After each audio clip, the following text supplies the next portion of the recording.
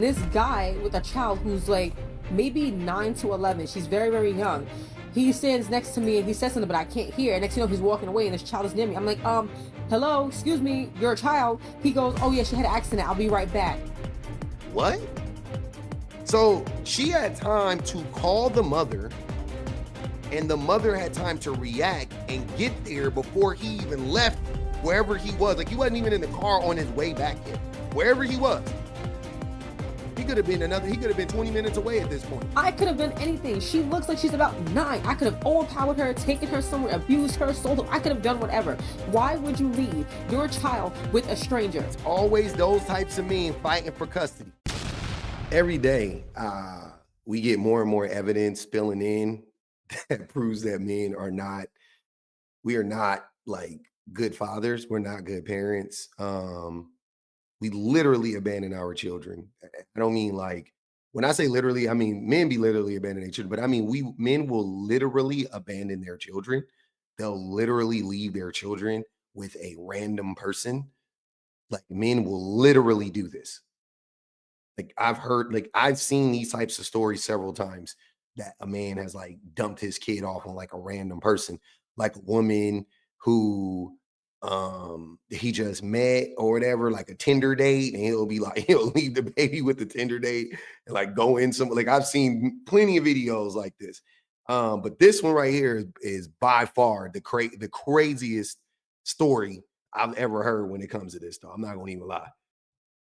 Something crazy just happened to me that if it didn't happen, I would not believe that somebody could do this, because this was the dumbest thing I've ever experienced and it was so dangerous. So I was out shopping, right? And I was in a store and then my friend called me. So I'm like, okay, let me go step outside because I can't hear in the store. So now I'm talking to my friend. I have headphones in, and this guy with a child who's like maybe 9 to 11, she's very, very young. He stands next to me and he says something, but I can't hear. And next thing you know, he's walking away and this child is near me. I'm like, hello, excuse me, you're a child. He goes, oh yeah, she had an accident. I'll be right back. I'm like, come get your child. But like, she's like, not moving. I don't want to drag the child and pull, because she looked like she was so scared.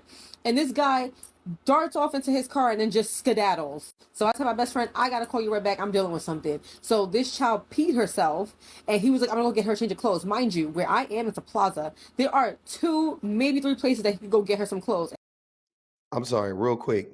No shade to the little girl, but between 9 and 11, you're still peeing on yourself in public, and then you have a father like that. Those two things might be connected. Just saying. Peeing on yourself at that age in public, I'm just, I don't know what he's doing. He's clearly neglectful, but I don't know what he's doing otherwise, though. But that's crazy. And he jumped in his car and just went somewhere. So now I'm like, okay, let's go sit on this bench. I'm trying to get her name. I'm trying to get something out of her, but she's just sitting with her head down. And I'm like, okay, hold on. Let me lock in real quick, because she's black. When I was young, my mom made sure I knew all the phone numbers of important people that I needed to get in contact with. Her, my aunt, my grandmother, I had all important people. So I said, okay, let me try this.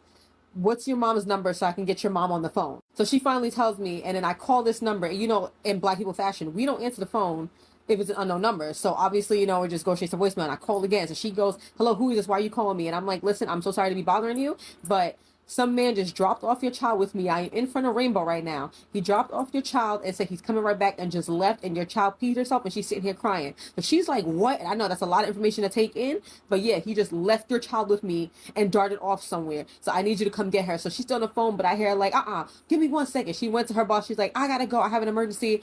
I have to see what's going on. Bye. And she like left her job, so she's coming. I still hear the phone on, and it goes click, whatever. So this child is still scared. She's not really talking, and she knows she just has her head down. And then I'm like, okay, well, there's nothing I can do. But wait. So then I see a car speeding in like 15 minutes later. I'm like, I just knew that was the mother, because there's no way. So she speeds in, doesn't even park. She just slanted. I'm like, I get it. She runs up. First thing you know, she checks her dog, like, are you okay? Is everything good? And then she turns to me. She asks me what happened. I explained everything to her. Like, yeah, this man's dangerously stupid. I don't even know why he's allowed to have her. So now she calls the man. She FaceTimes him. He didn't answer the first time, but the second time he picked up, she's like, how you leaving my child with a stranger? You don't know what could be going on. This is very dangerous. Letting him have it. I'm like, yes, as you should. And then she looks around the background. She's like, wait a minute. Whose house are you even in? Because that's not even a house. He was like, I had to stop somewhere first. So not only did you leave your child with a stranger, you didn't even go to get her a change of clothes. You went somewhere. What? he wasn't He went to somebody else's house. He didn't even go to his house to get the change of clothes, which why wouldn't you just, they were in front of Rainbow. Rainbow's like a clothing store, I'm guessing, right? Why wouldn't you go in front of, why wouldn't you just go into Rainbow and buy her some cheap shit real quick? That was like the perfect store to go in front of. I don't know. I've heard Rainbow is a store. You guys can correct me if I'm wrong. I'm not familiar. I'm on the West Coast. I don't think we have rainbows out here. I've never seen them. But what? So she had time to call the mother, and the mother had time to react and get there before he even left wherever he was. Like he wasn't even in the car on his way back yet. Wherever he was, he could have been 20 minutes away at this point. So anyway, and she, wow. But the shit get deeper though. Wait, the shit get deeper. First in some random person's house and you left your child again with a stranger. And I'm not a bad person, but what if he left her with a bad person? Women can be traffickers too. Women can be murderers too. It's not just, oh, it's only men that do all these things. No, women can do it too. Why would you leave your child with a random? Now, hold on. And this is that scenario. If you guys have ever been in my lodge, right? What she just said is true. Women can be traffickers, women can be murderers. Yes, you're right. The likelihood that a woman is a trafficker and or a murderer is exceedingly low versus a man. Not even close. So, but I've had like this, and I'm actually going to use this scenario. Like, I'm literally going to save this video, which of course, I have to save, but I'm going to play this video. Anytime men try to play the game of like men and women are both just as dangerous, and da, da, da, da. I've done this thought experiment many a times, and I've asked men straight up and down, if you had to leave your child with a stranger, and your two choices was a random man or a random woman. They're dressed all, they're like look around the same age. They're dressed the same way, business casual, let's say, both of them, they both look like they just got off of work, like, whatever the case may be. And you had a choice to leave your child with a man or a woman. Who would you leave your child with? I've literally had men lie and say, the man, because he's gonna protect her from the world. And shut up. Shut up. We have a real life scenario of this shit happening. He didn't have to do this, but we have a real life scenario of a man abandoning his child, leaving her with a random stranger. But that random stranger was who? A black woman. He knew. He was like, ain't nothing about to happen to my daughter. I'm gonna leave her. And I know that sounds crazy, but like serious, like if you going off of the numbers, you're talking about the least likely group of people to do anything to a child is a black woman. See what I'm saying? So he mathematically it makes sense, right? Like from that aspect. But I mean, of course, it was wrong. He shouldn't have done it. But mathematically, yeah, if you was gonna leave him with anybody, leave him with a black woman. And y'all know that, but y'all would get up here and really try to push this narrative. They're like, men and women are both just as dangerous. No, the fuck they're not. No, the fuck they're. Stop lying. You know it. I could have done anything. She looks like she's about 9. I could have overpowered her, taken her somewhere, abused her, sold her. I could have done whatever. Why would you leave your child with a stranger? So then I tell her, hey, listen, I used to work at TJ Maxx. I still have the discount. We can go in there and get her some clothes and it will be cheaper for you. And it's like, okay, we went in there. We got the clothes. She was changing her daughter. But like every few minutes, it's like she'll try to calm down and then she'll think. Because, like she's a mom. All the possibilities were going in her head. The same thing I said. She could have been kidnapped. She could have been killed. All these things were just going in her head. And then I told her, this man was way too casual leaving her with me. This is not the first time that he's done that. So when their daughter comes down, because the daughter broke down, she was crying, with all this, it was the big thing. I was like, this is definitely not the first time he's done this. Ask your daughter how many times he's done this. And if he has done this before, why didn't anybody else say, let me try to get a phone number and call the mom? Why? And she was telling me, she was like, I'm going through a custody battle right now. And we have split custody, but I'm trying to get full custody. I told her, keep my number. Because the minute you need me to come down to the courthouse, I'll come and tell this entire story. It's always those types of men fighting for custody. Again, proof. Abusive men get custody of their children like 90 something. Like men get, not abusive men get custody like 73% of the time. But men in general get custody of their children when they fight like 90 something, like 93, 94% of the time, right? But the question has to be asked, why would a man who would abandon his child with a random stranger want custody of his child?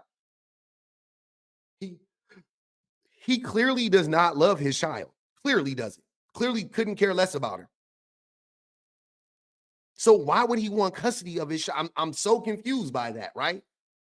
And I'm telling y'all, these men, it's typically one of two things, if not a combination, related to money and to punish the woman, which both kind of go, in the same vein. Like, there's no other reason. Why do you want 50-50 custody? You literally just left this girl with a fucking strange woman. Should I say with a stranger? This woman's not a strange woman, but with a stranger. What the fuck? Don't care, but that man does not need to be in the presence of this child without you or just in general ever. It was so much going on. I felt so bad for that poor baby because it's like, you're 9. Why would you leave her with a stranger? Anything could have happened. And I keep saying that, but it's like, that's the only thing playing in my mind. He could have left her with any other person and they would have never saw this child again. Why would you think that's okay? Not all women are nurturing, and he was lucky enough to find one that's nurturing, but not all women are nurturing. So why would you do? I was just stressed. All I wanted to do was do some shopping. I just wanted to be like, you know what, I got some time. Let me go window shop, whatever. But Let me also point out the fact that he got lucky because this woman didn't call the police. A lot of people would have just called the police. I think the vast majority of people, man or woman, would have called the police, if I had to guess. I'm very cynical when it comes to society in general, but like the vast majority of people at worst would have called the police. At best, they would have done what she did. Like, she's the best. She was literally the best case scenario for that child. You see what I'm saying? But at worst, I believe not at worst, but towards the bottom would have been somebody calling the police. And that child would have ended up in child protective services. And that wouldn't, the mother didn't deserve that and the child didn't deserve that. So thank God she didn't call the police. But yeah, the majority of people would have probably just called the police. it led me in the right place at the right time. And I'm just glad she was a competent mother, because what if she was the same like this man? Like, oh, why you calling me? Like, you couldn't just watch my child. I'm so glad she wasn't that type of mother. I'm so glad she rushed over, checked on her child, and did what she needed to do. It was just a very, very stressful time. I'm just glad it's over, and I'm just glad that child's safe. Shout out to this woman. Shout out to the mother. Shout out to that baby. I'm glad they all safe. For real, on some real shit. I have two stories I want to share with you guys, though. I have two stories I want to share with you guys. Both of them involve me personally, right? I'm going to give you my personal experiences with my mother and my father, right? So I've told this story before. I don't know if you guys have ever heard the story, but when I was really young, I was abducted. When I was like, I don't know, 4 or 5 years old, around there, I was abducted. I was taken out of a mall by a white woman, oddly enough. And my mom my mom was there with me. Obviously, I was a young child. We were in a shoe store with my brother, and we were in the Long Beach Mall in the 80s. So yeah, and I remember bits and pieces of what happened, oddly enough. But anyways, my mom sprung into action and she saved my life. Probably saved my life. I don't know what that white woman, it was an old white woman. I don't know what she was going to do with me. I don't know if she was going to cook me on some Hansel and Gretel type shit. I have no idea. But she was walking me out the mall, like just casually walking me out the mall. And my mom thwarted her plans, right? Police swooped in. I remember walking through the mall with the lady, and I remember getting outside of the doors of the mall. And right when we got outside, like it felt like SWAT. It felt like it felt like Die Hard with Avengers. Like they was like rappelling down ropes and shit. Like, hey, and they just like grabbed, like they like gently took my hand. And I went inside, and that's all I remember. So that was how my mom reacted to me almost getting abducted, right? Like that. It only took a second. Like, my mom turned her back. She was looking at some shoes, and the next thing I know, I'm walking through the mall with a white woman, old white lady, right? Okay. Fast forward about 8 years from that, right? I'm in the 7th grade. I go stay with my dad in Seattle, Washington, from Long Beach, California. 12-year-old, get on a plane by himself. 90s, we were independent. Get on a plane. It wasn't my first time being on a plane by myself. So anyways, I get on a plane by myself. I moved my whole life, go move with my dad, live in Seattle, Washington. Never lived with him before. This was my, so I'm like, he's like, I want to live with my son or whatever, right? So I get up to Seattle, and my dad, unbeknownst to me, well, let me say that part. So anyways, I get up there and everything's cool at first, right? It's summertime. It's like end of September or end of August, early September. And I hadn't enrolled in school. We just every day he just kicked it with me like for the first like 2 weeks. He was just there like every day with me. And I wasn't putting two and two together, but I'm like eventually, like when everything kind of, shaked out, I was like, oh, that, it all made sense. But anyway, so he's with me every day for like 2 weeks. And he lives in this really nice apartment downtown Seattle. I'm within like a 5-minute walk of the Seattle, the Space Needle. Like I can open up my window and the Space Needle was like right there. It was like, yeah, it was crazy. So, anyways, long story short, I get enrolled in school, and a bunch of weird shit had happened leading up to that didn't have anything to do with what I'm about to tell you. But it was just a weird time. But I was with my dad though, so it was just him and I. And one day I come home from school and my dad's not there, and I'm like, where the fuck is my dad? We didn't have no cell phones or nothing. So eventually I find out like he didn't come home. Like he didn't come home that night. You know what I'm saying? Like I had no idea where he was. So the next day I go to school, I come home, I get a phone call, and it's collect call is from the jail, the Seattle jail or whatever. And it was my dad, and he tells me that he's in jail, and I'm like, what the fuck? And he's like, yeah, I'm in jail, and blah blah blah blah. And so yeah, my dad ended up going to jail, and he went to jail for like terroristic threats. And what he did was so what ended up happening was my dad was unemployed. Before I came up here, he had recently lost his job, and he didn't tell my mom, and he didn't tell me, and he let me move up there with him. No job, no prospects. This fool was telling me when we got up there, we were going to start a business together where we painted people's addresses on their curbs, like spray, like went door to door. We go door to door and we charge a fee to spray paint the addresses on the curb. That was, and I was like, oh, I thought it was like a side hustle. But no, because he didn't have a job. And we never did that, by the way. It ain't like we ever did that. So, anyways, he lost his job, didn't tell my mom, and had me move up there from fucking Long Beach to Seattle. And then he told me, don't tell my mom that he was in jail. He was going to get out soon. So he didn't get out soon. He didn't get out soon. And I'm a 12-year-old, but mind you, I'm self-sufficient. Like I could cook, I could clean, I could wash my own clothes. Like I already knew, again, I'm an 80s baby, a 90s child. I could do all of that. I'm a latchkey kid, right? I can go to school on my own. I caught the bus to school an hour and a half one way, hour and a half home. Stupid as fuck. He didn't roll me into school that far, but that's another story for another day too. So he was a terrible parent by all accounts. And he didn't want me to tell my mom because he knew my mom was gonna be like, come home immediately. So I kept this secret from my mother for as long as I could. One day I break down, I tell my mom, and my mom was like, what? You did it, like he left you, and she's irate. My mom gets me a ticket like the next day. Like it wasn't for the next day, but it was at night when I told her. So she bought me a ticket. So by the next day, I had a ticket. My flight was scheduled for like the day after. And then my dad called me and I told him everything. I told him that I told my mom and all that stuff. He was like disappointed that I told my mom. I'm like, what the fuck? What the freak? It was ridiculous. So yeah, men are completely irresponsible when it comes to being a father. Like, just yeah. He never paid child support prior to that. He was not in my life consistently. He had no idea how to raise a child. He just figured he was a man. He was a father by definition, so he would be able to take care of me. He had no fucking clue what he was doing. No fucking clue. Irresponsible, completely irresponsible, and put his 12-year-old son in harm's way. So yeah, I can relate to these stories, just so you guys know. I don't do this shit.